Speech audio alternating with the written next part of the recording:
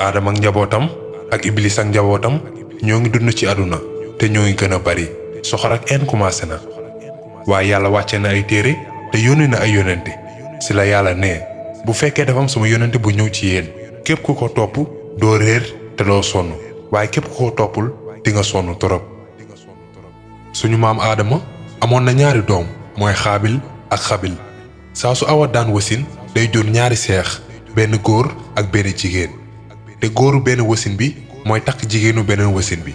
jigéenu benn wasin bi tamit góoru beneen wasin bi moo koy takk waaye benn bés ñaari doomu aadama ñoo xuloo ndax benn jigéen mooy Xaabil dafa bëggoon takk benn jigéen te amul droit bi ndax ku jigéen kooku Xabil moo ko waroon takk ci la Xaabil ñëwee wax Xabil man kii laa bëgg a takk Xabil tontu ko ni ko waaye Xaabil kii du pour yow pour man la yàlla moom ko jagleel comme que ñoom ñoo déggoowuñu di xuloo ci loolu si lañ demee gis seen papa Adama pour mu àtte leen si la leen Adama ne na ku nekk si yéen ñaar am lu mu may yàlla maanaam sacrifice te ki nga xamante ne moom la yàlla di nangu mayam koo koy takk ku jigéen ki